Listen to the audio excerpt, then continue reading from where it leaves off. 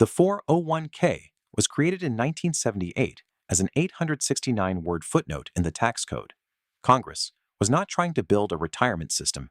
A benefits consultant named Ted Benna found a loophole in the language 2 years later, pitched it to a few insurance companies, and was turned down by all of them. He built the first 401k plan anyway, for his own company. Nobody anticipated it would replace the pension for 150 million American workers. In 1980, about 38% of private sector workers had a traditional pension, a defined benefit plan where the employer guaranteed a fixed monthly payment for life after retirement.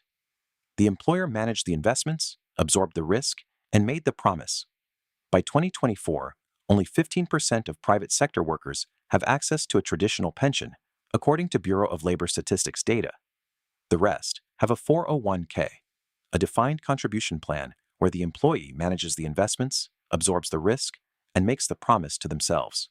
That shift transferred the entire investment risk of retirement from corporate balance sheets onto individual workers, most of whom had no investment training, no financial background, and no one explaining what any of it meant.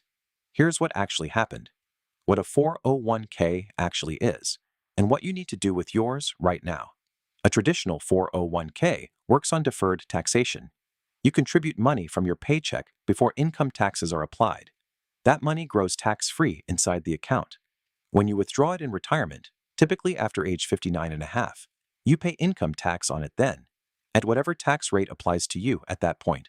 The practical effect: if you're in a 22% tax bracket today and contribute $500 per month, the actual reduction in your take-home pay is roughly $390. The government is effectively subsidizing $110 of your $500 contribution. That subsidy disappears if you don't use the account. Most employers offer a matching contribution, typically 50 cents to $1 for every dollar you contribute, up to a set percentage of your salary. The most common formula, according to Fidelity, is a dollar-for-dollar match on the first 3% of salary, then 50 cents on the next 2%. On a $50,000 salary, contributing 5% gets you an additional $2,000 from your employer. That is a guaranteed 80% return before any market growth. There is no investment product on earth that offers a guaranteed 80% return. Despite this, 25% of American workers don't contribute enough to claim their full employer match, according to Empower and Financial Engines research. Collectively, Americans leave $24 billion in unclaimed employer matches on the table every single year. The typical worker who misses the full match leaves $1,336 per year behind, which compounds to $42,855 over 20 years. Here's the detail most employees don't read in their benefits paperwork. The employer match may not legally belong to you yet. Only 44% of employers that offer a match provide immediate full vesting, meaning the money is yours the moment it's deposited. According to 2024 PSCA data, the rest use vesting schedules.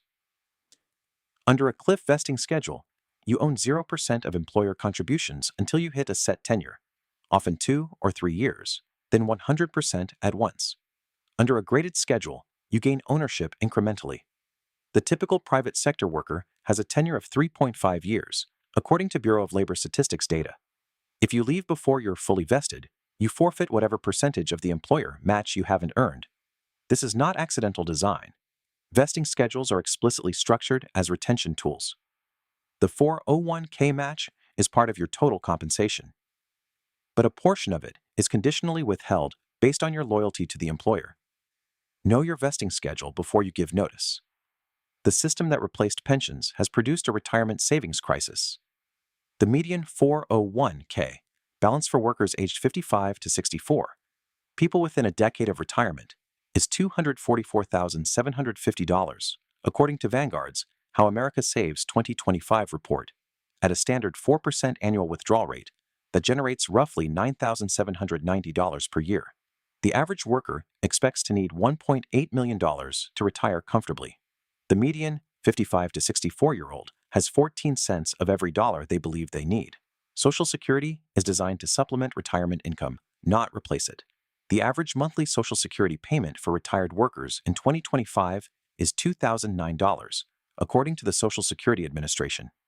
The 2025 SSA Trustees Report projects the trust fund could be depleted by 2033 without legislative changes, after which benefits could be cut to approximately 77% of scheduled amounts. The gap is not evenly distributed. 39% of working Americans have no tax-preferred retirement account at all. Retirement account ownership is highest among higher income, white, mid-career workers, and lowest among lower income workers, workers of color, and those under 30. Here's the framework. The shift from pensions to 401ks was not a neutral policy change. It was a transfer of risk, specifically the risk that markets underperform, that you live longer than expected, or that you make poor investment decisions, from corporations to individuals. Under a pension, the employer's obligation was permanent: pay a defined amount, manage the investments competently, fund the liability on the balance sheet. Under a 401k, the employer's obligation ends the moment contributions are deposited. What the market does after that is your problem. If you retire into a bear market, the loss is yours. The 401k also assumes a level of financial sophistication that was never part of the original social contract of employment. Pension recipients did not need to understand asset allocation, expense ratios, or sequence of returns risk. 401k holders do, or they suffer the consequences of not understanding them. Most employers offer little to no financial education alongside the plan. None of this means the 401k is useless.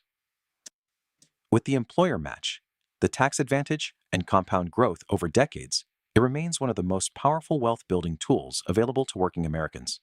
The problem isn't the instrument. It's the gap between what the instrument requires and what most people were ever taught about it. 3 things to do with your 401k this week.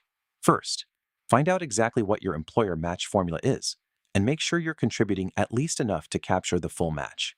If you are not doing this, you are turning down part of your compensation. This is the highest priority financial action available to anyone with access to an employer match. Second, read your vesting schedule. If you're planning a job change in the next 2 to 3 years, knowing when you become fully vested could be worth thousands of dollars in retained employer contributions. Third, look at what your contributions are actually invested in and find the expense ratio, the annual fee, for each fund. Anything above 0.5% annually is worth scrutinizing. Index funds typically charge 0.03% to 0.20%.